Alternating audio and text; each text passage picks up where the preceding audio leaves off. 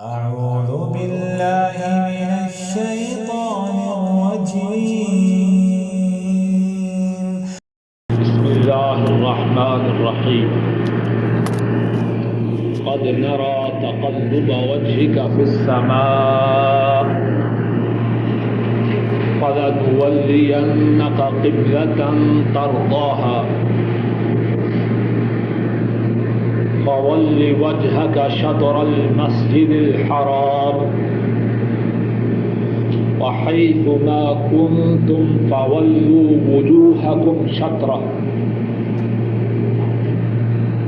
وإن الذين أوتوا الكتاب ليعلمون أنه الحق من ربهم وما الله بغافل عما يعملون. بے شک ہم نے دیکھ لیا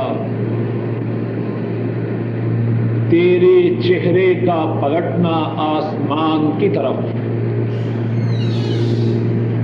بس البتہ ہم ضرور پھیر دیں گے تم کو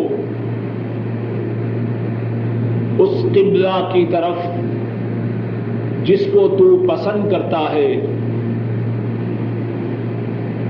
بس اپنے چہرے کو حرمت والی مسجد کی طرف پھیریے، اور جہاں کہیں بھی تم ہو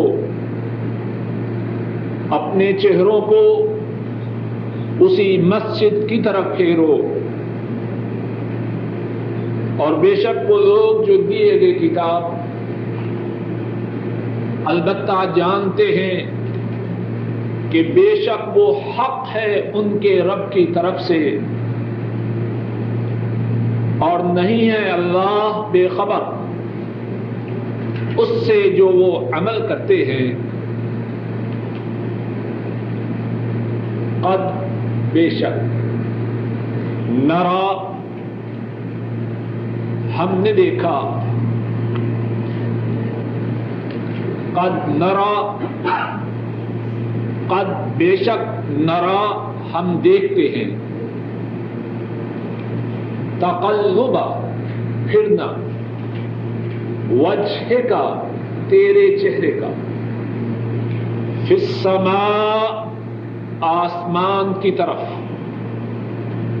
فلنولینک پس البتہ ہم ضرور پھیر دیں گے تجھ کو، قبلتاً اس قبلے کی طرف، ترضاہا تو اس کو پسند کرتا ہے،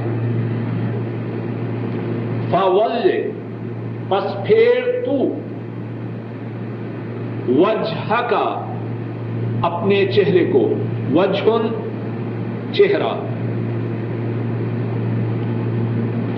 شطر المسجد الحرام مسجد حرام کی طرف، شطر طرف، المسجد مسجد، الحرام حرمت والی مسجد، مراد وہ مسجد جو مکہ مکرمہ میں ہے. وحیث اور جہاں، وحیثما کنتم اور جہاں کہیں تم ہو،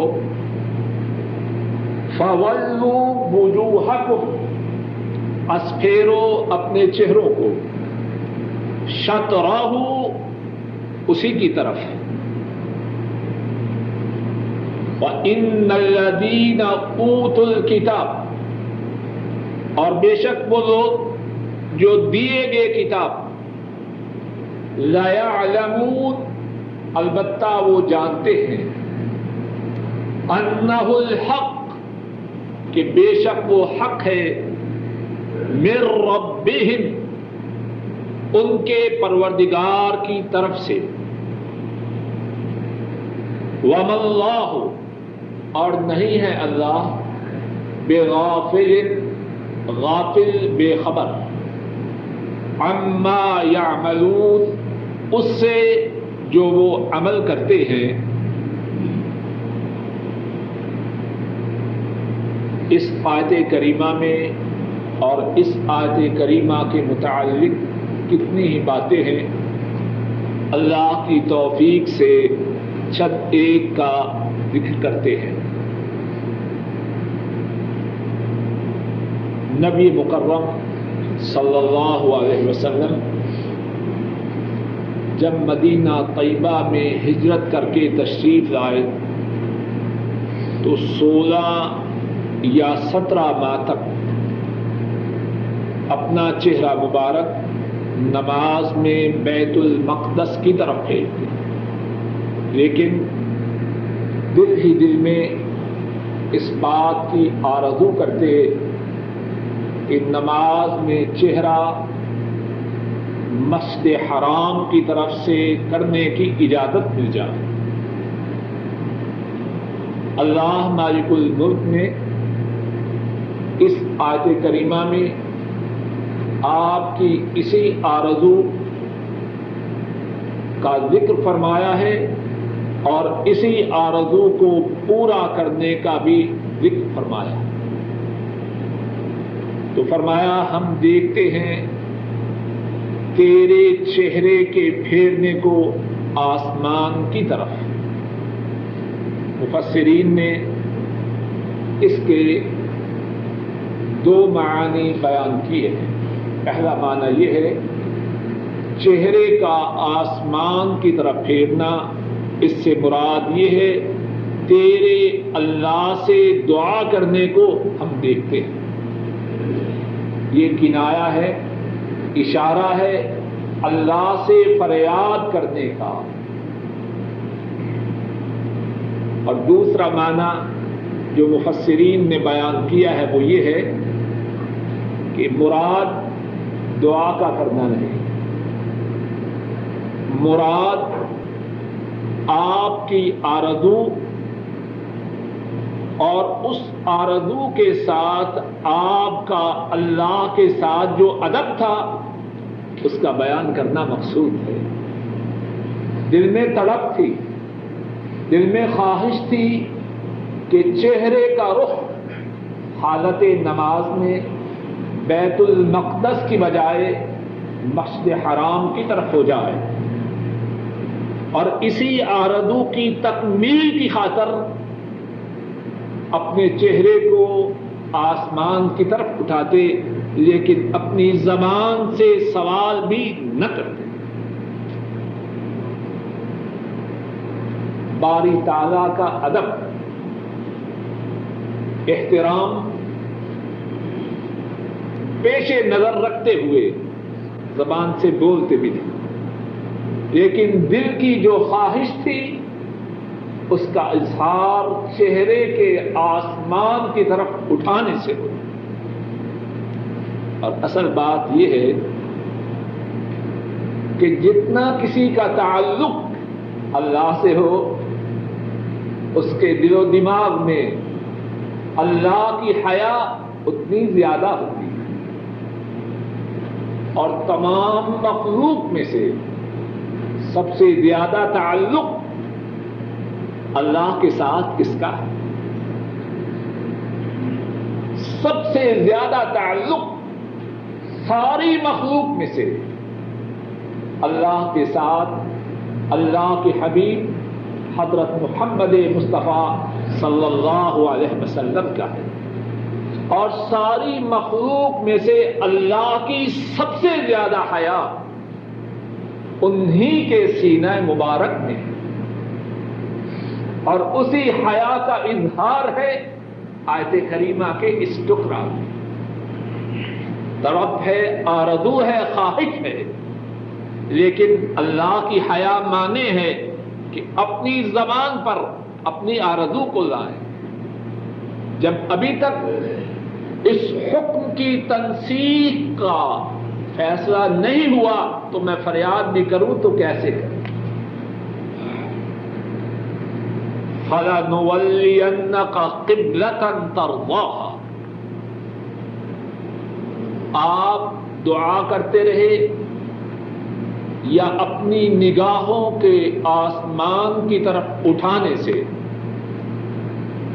اپنی آرزو کا اظہار کرتے رہے دونوں میں سے جو معنی بھی ہو، نتیجہ کیا ہوا؟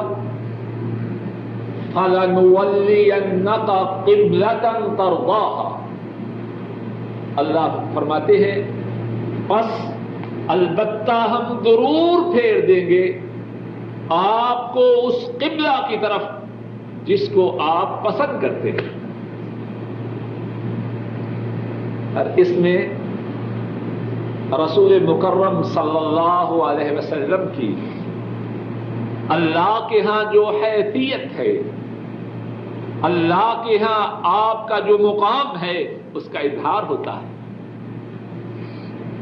الفاظ کو پھر دیکھیے، ہم آپ کو اسی قبلہ کی طرف پھیر دیں گے جس کو آپ پسند کرتے ہیں، اور ایسا کیوں نہ ہو، وہ اللہ کے حبیب ہیں، اللہ نے خود ہی تو ان کو اپنا حبیب بنایا ہے۔ فَوَلِّ وَجْهَكَ شَطْرَ الْمَسْجِدِ الْحَرَامِ، بس اپنے چہرے کو مسجد حرام کی طرف پھیر دو۔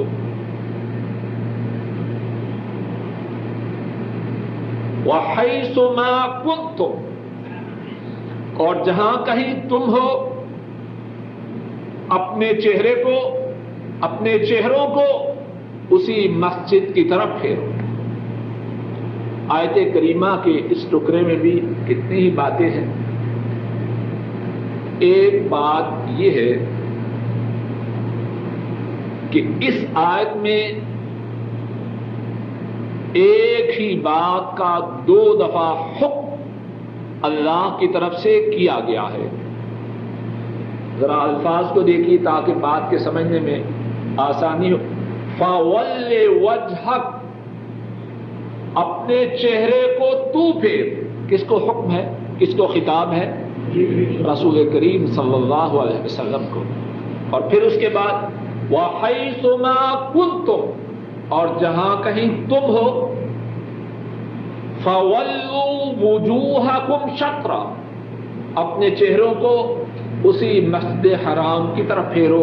یہ حکم کس کو ہے؟ عام مسلمانوں کو، حضرات صحابہ کو اور سب مسلمان۔ اس میں کیا حکمت ہے؟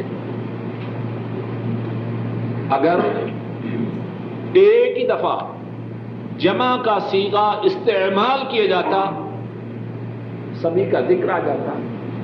رسول مکرم صلی اللہ علیہ وسلم آپ بھی اس میں شامل ہوتے، باقی لوگ بھی شامل ہوتے۔ کیوں؟ اللہ صحیح بات اللہ جانے۔ مفسرین نے اس کی حکمت کو بیان کیا ہے، واللہ اعلم بالصواب۔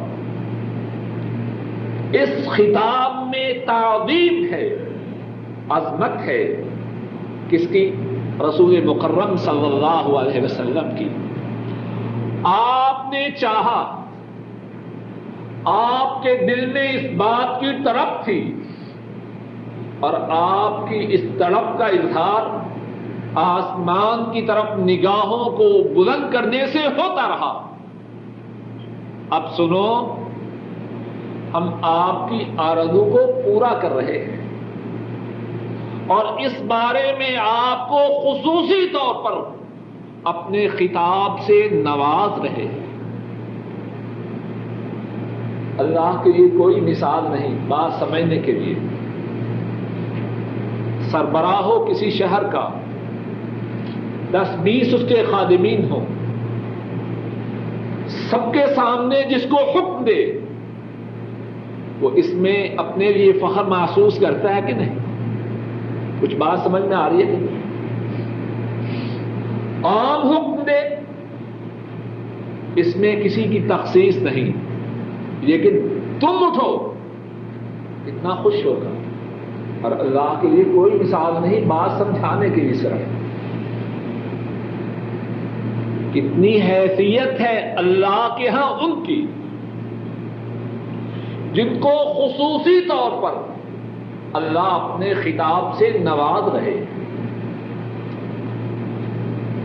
فَوَلِّ وَجْهَكَ شَطْرَ الْمَسْجِدِ الْحَرَامِ، اپنے چہرے کو مسجد حرام کی طرف پھیرو، اپنے خصوصی خطاب سے نواز رہے۔ اس میں عظمت ہے، اس میں تکریم ہے، اس میں تشریف ہے محمد مصطفیٰ صلی اللہ علیہ وسلم۔ پھر ایک دوسرا سوال ہے کہ معلوم ہے کہ جس بات کا حکم آپ کو ہو وہی حکم آپ کی امت کو بھی ہوتا ہے۔ ہاں، اگر آپ کو کسی حکم کے ساتھ مخصوص کیا جائے تو الگ بات ہے۔ تو جب آپ کو یہ خطاب آ گیا تو امت کو دوبارہ مخاطب کرنے کی کیا ضرورت تھی؟ کچھ بات سمجھ میں آ رہی ہے کہ نہیں؟ کیوں اشفاق صاحب؟ اس کا جواب مفسرین نے یوں دیا کہ کن کی تڑپ کا اظہار کیا گیا ہے؟ رسول کریم صلی اللہ علیہ وسلم کا، کہ ان کی یہ آرزو تھی۔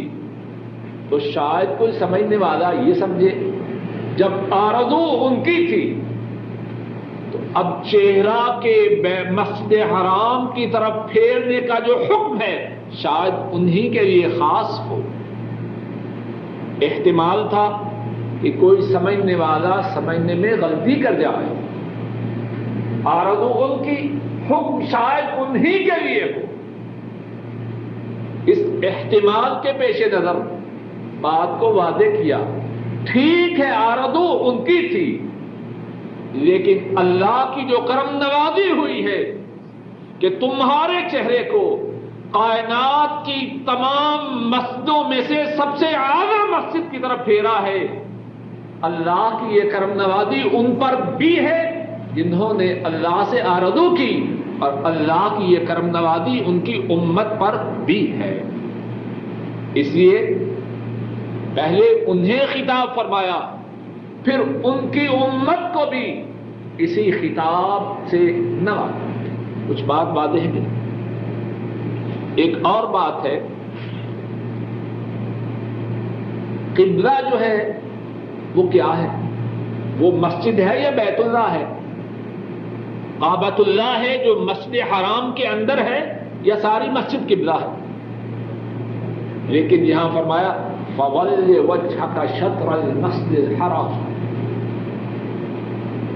امت مشکل میں مبتلا نہ ہو جائے۔ کعبۃ اللہ جو ہے وہ چھوٹا ہے، اس کی طرف صحیح طور پر رخ کرنا قدرے مشکل ہے۔ امت کے لیے آسانی رہی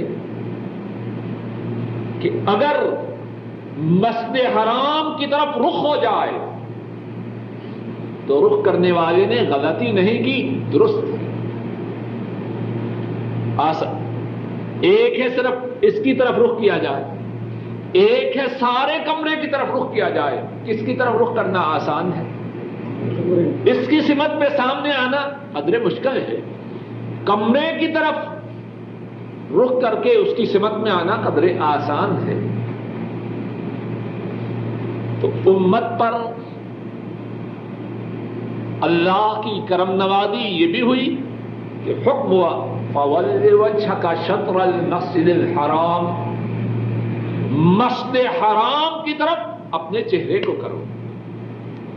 اور مفسرین نے یہ بھی بیان فرمایا کہ جو کعبۃ اللہ کے سامنے ہو وہ اپنا رخ کعبۃ اللہ کی طرف کرے۔ کیوں؟ اسے سمت کی اصلاح کے لیے، اپنی ڈائریکشن ٹھیک رکھنے کے لیے اتنی دقت پیش نہ آئے۔ اور جو مکہ مکرمہ میں ہو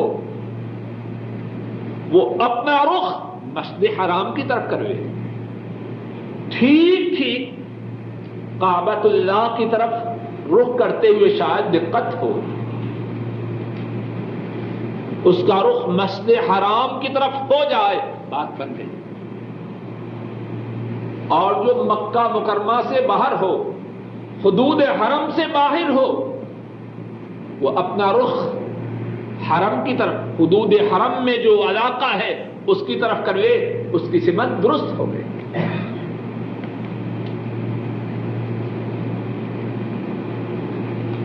وَحَيْثُ مَا كُنْتُمْ فَوَلُّوا وُجُوهَكُمْ شَطْرَهُ.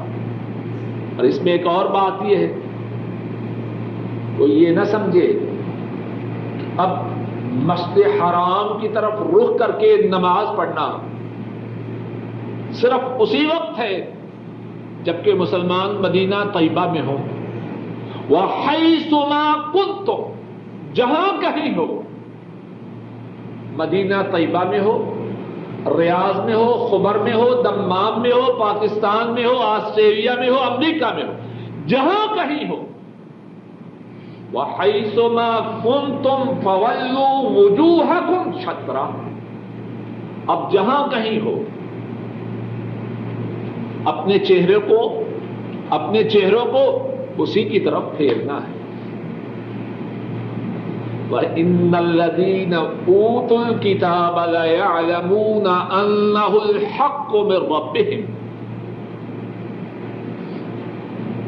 آیت کے اس ٹکڑا میں ایک اور بات سمجھائی. پہلے ہم پڑھ چکے ہیں گزشتہ درس میں کہ جو بے وقوف ہیں وہ قبلہ کی اس تبدیلی پر مسلمانوں کو اپنی تنقید کا نشانہ بنائیں گے.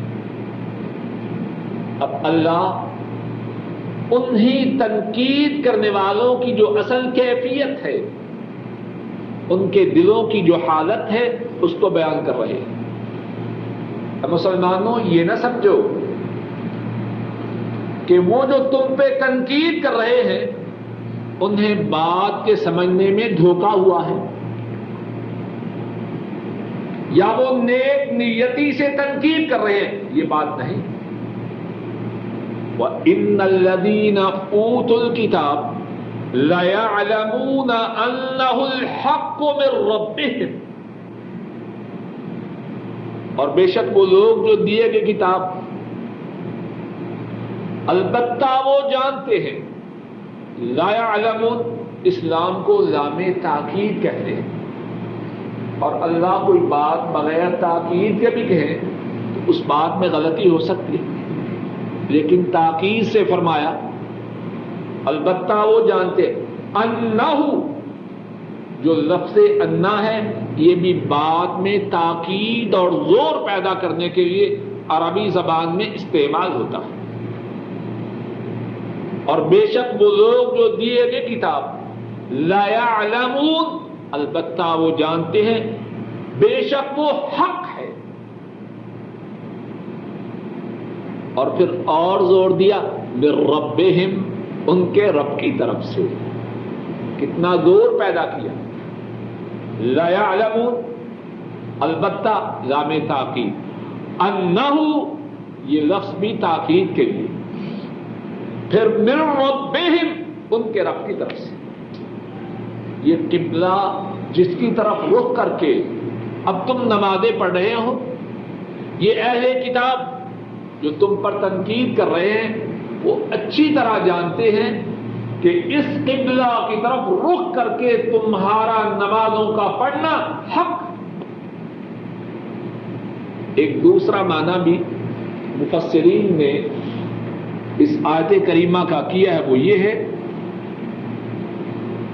اور بے شک وہ لوگ جو دیے گئی کتاب البتہ جانتے ہیں انہ الحق، وہ سے مراد کون ہے؟ محمد مصطفیٰ صلی اللہ علیہ وسلم. وہ جانتے ہیں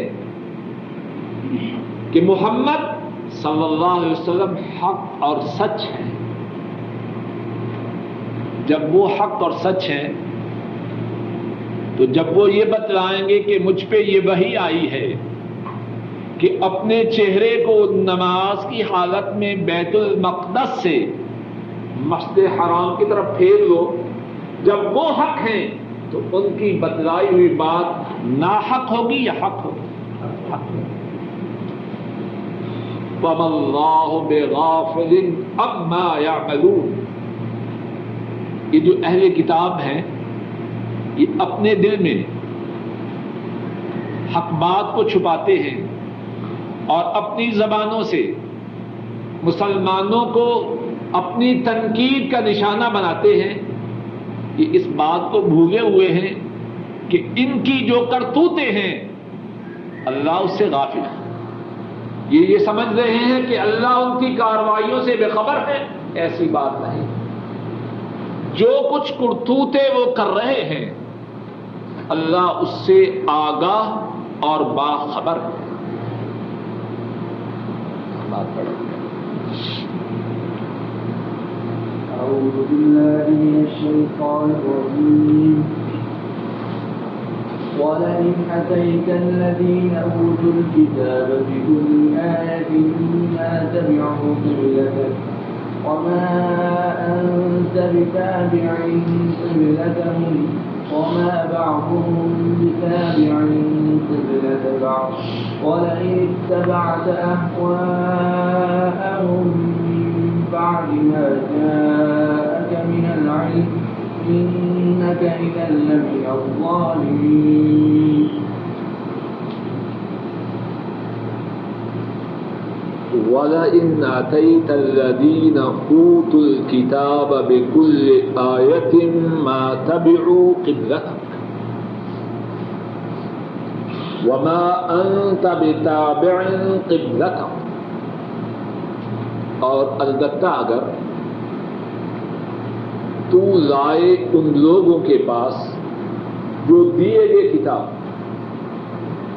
بِكُلِّ آیَةٍ، ہر نشانی، ما تبعوا قبلتک، وہ تیرے قبلہ کی پیروی نہ کرے، وما انت بتابع قبلتہم، اور تو بھی ان کے قبلہ کی پیروی نہیں کرنے والا، وما بعضهم بتابع قبلۃ بعض، اور ان کے بعد دوسرے کے قبلہ کی پیروی نہیں کرنے والا، وَلَئِنِ اتَّبَعْتَ أَهْوَاءَهُمْ، اور البتہ اگر تو نے پیروی کی ان کی خواہشات کی، مِن بَعْدِ مَا جَاءَكَ مِنَ الْعِلْمِ، اس کے بعد جو تیرے پاس علم آیا، انک اذا لمن الظالمین، بے شک البتہ تو ہوگا اس وقت ظالموں میں سے، اور البتہ اگر تو لائے ان لوگوں کے پاس جو کتاب دیے گئے ہر نشانی، وہ تیرے قبلے کی پیروی نہ کرے، اور تو بھی ان کے قبلے کی پیروائی نہیں کرنے والا، اور ان میں سے ایک دوسرے کے قبلے کی پیروائی نہیں کرنے والا، اور اگر تو نے علم کے آنے کے بعد ان کی خواہشات کی پیروی کی، بے شک تو اس وقت ظالموں میں سے ہو جائے۔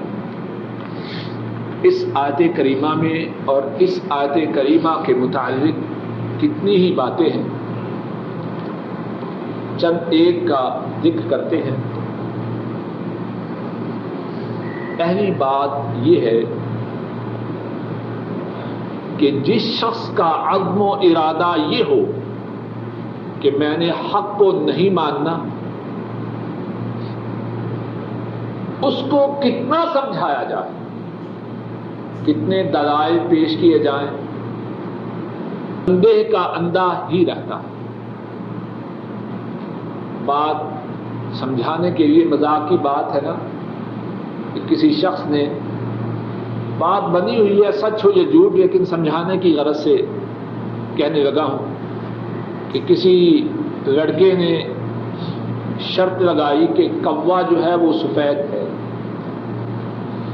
گھر آیا، ماں کو خبر ہوئی، ماں ناراض ہوئی،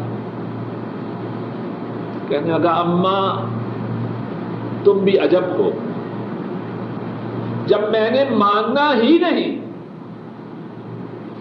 کہ کوا سیاہ ہے تو میں شرط کیسے ہاروں گا؟ مقصد کیا؟ جب کوئی اپنی عقل و سمجھ کے دروازوں کو بند کروے، اب قرآن کریم سنتا رہے یا آپ اس کو سناتے رہے، دلائل دیتے رہے، جب نہ ماننے کا عزم ہے تو اللہ کو اس کی کون سی پرواہ ہے؟ اللہ